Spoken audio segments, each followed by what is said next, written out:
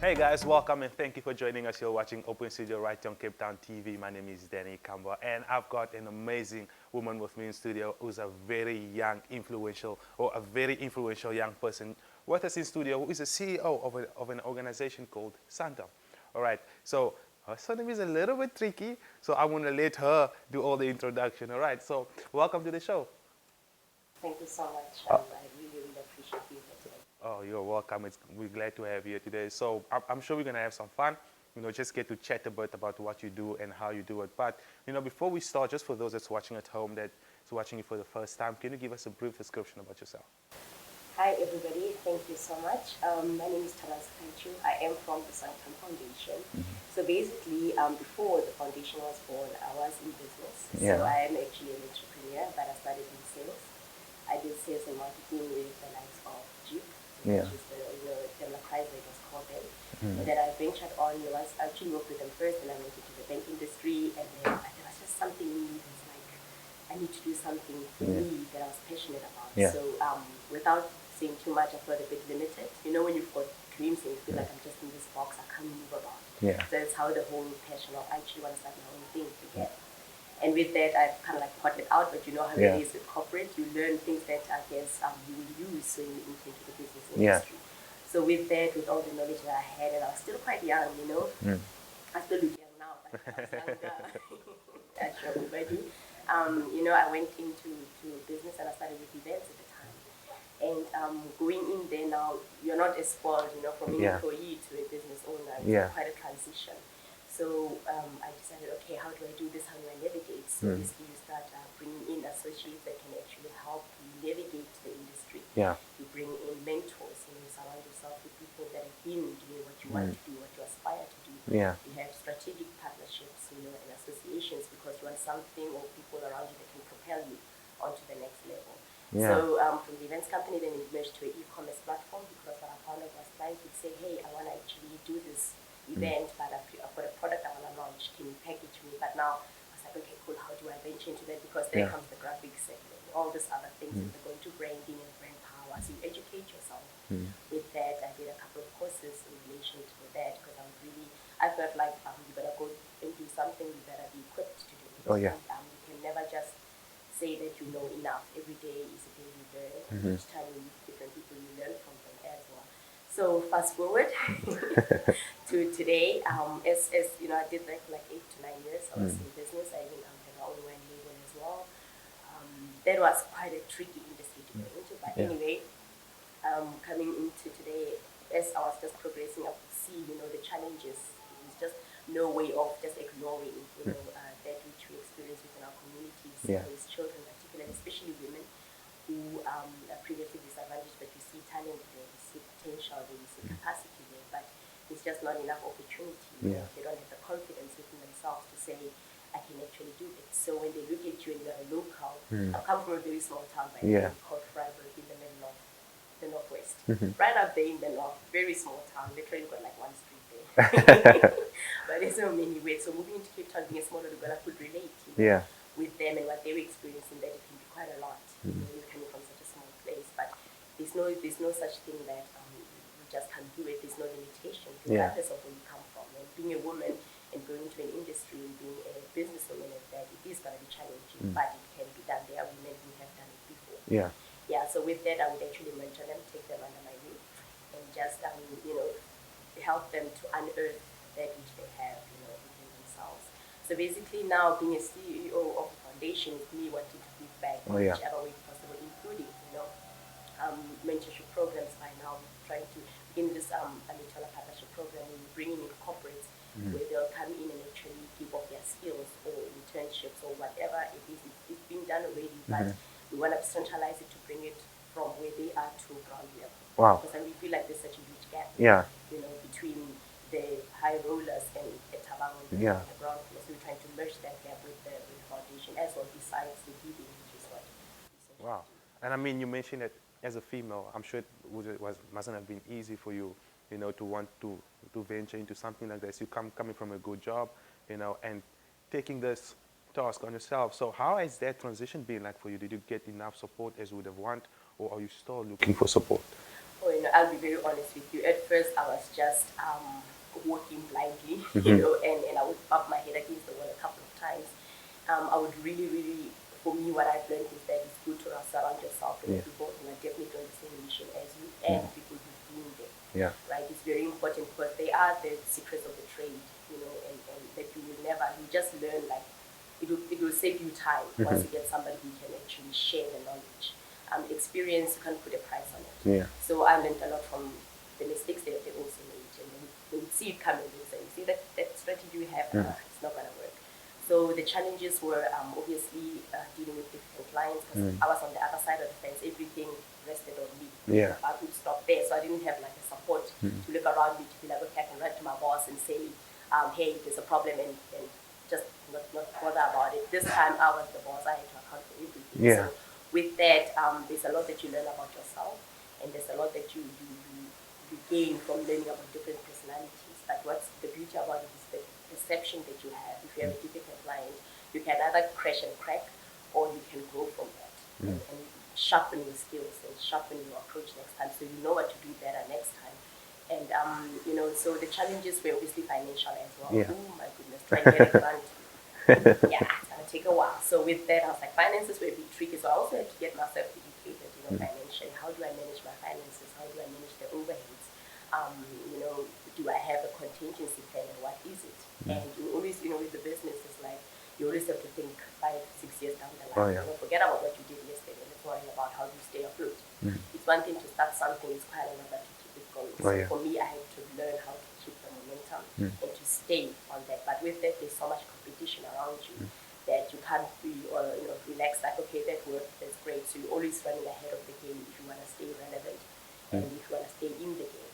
So with that, I would, like I'm saying again, I can't stress enough the importance of also educating yourself. Do whatever courses. I found that I was okay and comfortable with sales, but I felt like there was still more to learn. Yeah. So identify that which you are good at and master it. Wow. Then use it to your advantage. Learn as much as you can.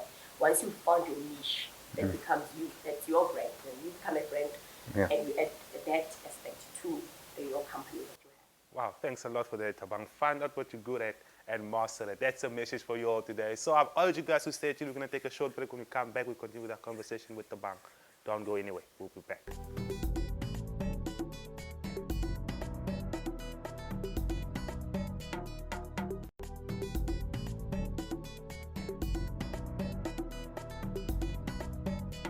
Hey guys, welcome back. You're watching Open Studio right here on Cape Town TV. I've got Thabang with me in studio, who is the founder of the Sanctum Foundation. We just spoke a little about her background, how she got influenced into starting this amazing organization. Now we're going to tackle what exactly she does and how she does it.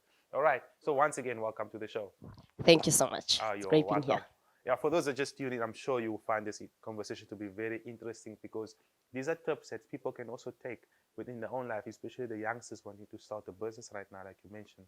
There's a lot of things you had to go through, a lot of things you had to learn, a lot of skills you had to acquire in order for you to keep this afloat.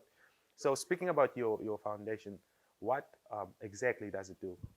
Okay, so the Sanctum Foundation is actually an NPO, and what we do is we are a group of youngsters again, and we go out there and we service our local communities. Yeah. So basically, we find out what is it that is their urgent need, because we are not yet at the high rankers, that you find today, but we are growing slowly but surely. And we attend to your typical social ills, which plug our communities. I'm talking about, we do have drives like, food drives. We have where we give out, to charities, and we've just adopted for now like 4 homes at this point. Yeah. Throughout the year. And given with the situation with COVID, there has been quite a lot of cry about, as you know, the financial situation, the economic situation we find ourselves in. There's been quite a desperation, within our communities for those previously disadvantaged members who were already in a vulnerable position. Now they've come even more vulnerable. So with that, we've tried to address by bringing in local entrepreneurs this time. Okay. We are going to partner with the big corporates. We are working on that, but they are actually young entrepreneurs who are around with the Sanctum Foundation, who are doing business, but they actually already feel the responsibility to club together and join in on giving back. So we've done some drives. We've addressed some needs with the Manenberg community. We've been to Izamiyetu in Hot Bay and the Holy Cross Children's Home in Peru, as well as Masigcine. So what we do is that we believe that you can give in large quantity or small quantity. Giving is giving. Yeah. And we move with the motion that there is an art to giving. With that, what I'm trying to say is that whatever you have to give, which can be to the betterment of the next individual, you do so. So whether you've got a skill that you can impart or you've got an extra buck or two to give away, you do that, because we're all about building the community at large, and the community is a complex entity. So there are many avenues that can be addressed. So we all need to work interdependently. You know what I mean? So if you are a business and you can take on one or two proteges, do that, because you have something to impart that can actually benefit and empower the next person. So we're not a foundation that is just only about monetary, aspects. We are also addressing psychological, physiological, attributes which you can't really put a price on. You know what I mean? So we encourage community members to partake and take it upon themselves to say, I will help one, each one teach one, or each one give one. So whatever it is, we as the foundation believe that it can be done. So don't be overthinking, like I've only got two loaves of bread, that's not going to be enough to somebody else. As we've come to experience, especially during these times, it actually makes a difference between life and death sometimes. There are people who don't have absolutely nothing. And with the Imizamyoti community, for them, not only was it the COVID situation, it was also because their neighborhood was struck with fire, during the winter season. So they had to start literally from scratch. So you look around your home and see, why has that thing been sitting there for the last 2 years? You don't need it, donate it, give it away. There's somebody who can actually be of use of it. So we are saying there is creativity in the how, in the way that you give. And don't just be limited to when, most of the time you think giving, you think money. It's not always about that. Give of your time, like for example, now we are doing a food drive that's coming up for the 24th of December with the Alta Detroit. We are going to be giving away treats, but at the same time, obviously the condiments, etc. But at the same time, we're going to be giving of our time. If you have time to spend with the elderly people or those that are in the disability homes, do that, because that adds value to somebody else. So it's about you, the person, the spirit person that's there, that's going to be giving off something, and it doesn't have to be necessarily to do with money. Wow. And I mean, poverty has been and is so one of the major issues that the communities are facing, either during or prior to COVID-19. So how is the communities in which you are working into, accepted your services? Oh no, they've been very grateful, and you'll see that sometimes there's a lot of despair, in our community members. So they look to the government, right, in most cases, and sometimes it takes a while for them to be responded to. But when they see, especially young people coming in to say that I'm going to choose to take the responsibility and I'm going to do something about that situation, it gives them hope. So we have been well received with our efforts in terms of helping where we can. And all they've said was, you guys, what you are doing is, this is a South Africa and this is the Africa or the world at large that we want to build. And it also goes back to the spirit of Ubuntu that you can't take away from the equation. But all I want to say to the young people is that don't wait for your mom or auntie or grandma to do it. You do something about it today. Yeah, and I mean, the group of influencers and business entrepreneurs that you have gotten together, how has that been like for you, getting a team together saying that we're going to invest into our communities and knowing that you're not getting anything else in return? For them, obviously, their businesses are young in most cases. They are just trying to grab a hold of, they're also going through their challenges during a difficult time, but they understand the principle behind giving back. That's the most important thing, that as a business, you still have a social responsibility, to give back and look back where you came from. Those are the very people that are making sure that they support your services, even if it's not directly the person you're going to help, but essentially it's a give and take. We work in that system. So you are losing nothing essentially by giving back to the community. Obviously, you know what you give off, but at the end of the day, it also brings a sense of relatability, because businesses are looked as, okay, there's a business, they're all about profit, but there are businesses, they're like, yeah, there's profit, but I'm also aware that there is a role I can actually play actively in dealing with challenges that that upset our community, our community members at large. So starting young, I would say, don't wait until you are the next Google. Do it now. Don't wait until you are the next Apple. You can do it. And start small. Don't push yourself, and don't underestimate that it's only 100 rand. To somebody else, it's a lot of money. It's a lot of money. It's a lot of Oh, money. yeah. So start small, and eventually you will grow it. But give yourself time. But don't ever forget, to plow back. To the community. It always makes a huge difference to somebody's life. Yeah. Oh, yeah. So the community is where it starts, and the community is the best way for you to invest and give back, because they got you. They've got your back. So for those that's watching at home, guys, we're going to take another short break. When we come back, we're going to continue with our conversation with Thabang. So I urge you not to go anywhere. We'll be back after this.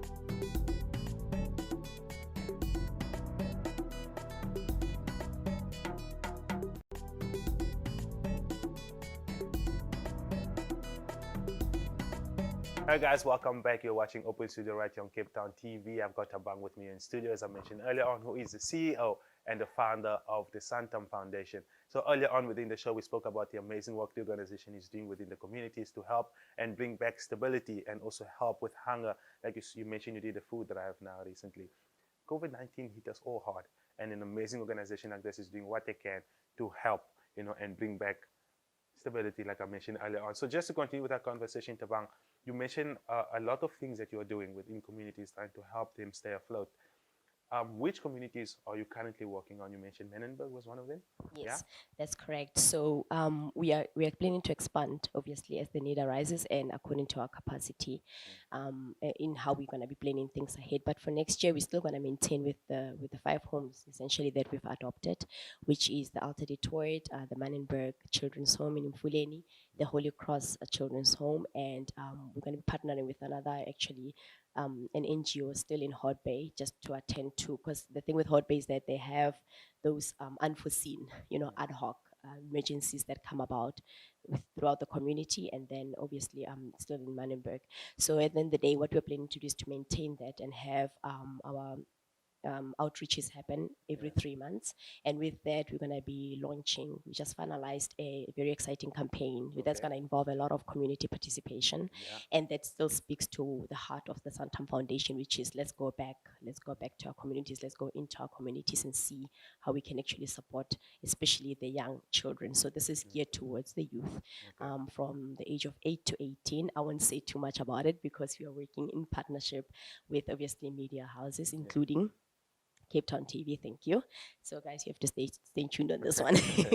So when all goes well, by next year we'll be able to roll it out. But it will essentially it'll be the bridge between the ordinary young girl in a community and the big corporate somewhere anyway. And we're not going to limit ourselves to say we'll only focus within South Africa. We're looking at opportunities beyond our borders, because I think that's very important. We live in a global village at the end of the day. And when that picks up, people will know about it. It will be run on social media. It will be run on an e-commerce platform, because we feel it has to be conveniently accessible, So that is just still speaking to giving back strategically and in a way that actually encourages young children to stay on course in terms of what they would be doing. So that's what we're going to be busy with, and our outreach is for next year as well. Yeah. So you've got a lot of things planned up to happen. How is the funding going? Do you have enough support? Obviously it's the festive season. Everybody's not in the mood. A lot of people are not in the mood to be reading through, applications for sponsorships. But we are actually currently going to be submitting also for 2021, and are just waiting for responses. So as soon as those come in, there are corporates, yes, that are out there that are willing to lend a helping hand. That is not to say that they also have been affected by COVID, but they are still believing in that. It's just that they will reduce, I guess, their budget so that they also get back into the swing of things as the economy picks up. But nonetheless, they have not disengaged themselves or turned their back, from the community. But it's all a matter of weathering the storm until such time that we pick traction again. But nonetheless, yes, when all those things come into play, we'll be able to easily roll out. But we're also looking for community members that would love to partake. We are an open door highly accessible foundation. So we are not only closed off to corporates, individuals, and small organizations, and like I said, young entrepreneurs, young businesses that want to come in and partake and see how they can come in. They are most welcome to do so. All right. I'm not sure if I heard you correctly, but you mentioned earlier on within your organization you do mentorship program. Yes. Yeah. So with that is we bring in business people, right, who actually can avail themselves and their time. So whether it's once a week to come in to say, okay, I'll adopt this, I'll incubate this particular person because I can see that, they've got what it takes, and they will teach them, but it's normally in alignment within that industry. Like, for example, if you're in hospitality and you got a restaurant, we'll pair you with somebody that is in the hospitality industry that has owned a restaurant or currently owns one. Yeah. And then they can actually take you in and mentor you and show you the ins and outs of the business, and there'll be a 1 year program. So all of those things as well, because now obviously it's people are closing. It's the silly season when you move into January. So the people who find it on our website will list it, and then you will be able to match make who we think is best suited with whoever. And what we are doing with that is just to bring in also self-made, particularly those businessmen and businesswomen who have actually been there, done that, can relate with somebody that's starting from scratch with everything that they are wanting to do. So we feel that's very important, because who's going to carry the economy if our young people are not? Oh yeah. So when the volunteers do come onto your program, do you accept them as a form of people that will be giving back, or people that seeking help? Because you mentioned that you are pairing up with organizations. So is that you go and find these people that need help to pay them, or can people that are seeking help come and look for you to find No, them? definitely. If you are looking for help and you feel like, for example, the Holy Cross Children's Home, because we run a lot of, we keep everybody updated through our social media pages, so please do follow us on that. They actually reached out to us to say that, are you guys aware, that the Holy Cross Home was actually under fire? We saw that you did something in Hot Bay, so they actually came in to make us aware. And there was just somebody who just send us a message on Facebook. So if it's help that you are looking for, we want to see how we can come in and assist, and then we package that which you have, as a problem, and we see how to best approach it. So we bring a bit of strategy in that, to try and have minimum input, maximum output kind of like approach. But with the mentorship is, if you are a business person that's been in finance and somebody is actually wanting to have their own accounting firm, we will then pair with an established accounting firm to say, okay, won't you take this person under your wing and actually mentor them for like a year? Wow. So if there are people out there that would like to sponsor, like to help out with finances, or just wants your help, how can they do so? Okay, so if you are somebody that's in a position to donate, you can actually visit our website at www.thesanctumfoundation.co.za. We are also accessible through social media, so that's at the Sanctum Foundation on Instagram and Facebook.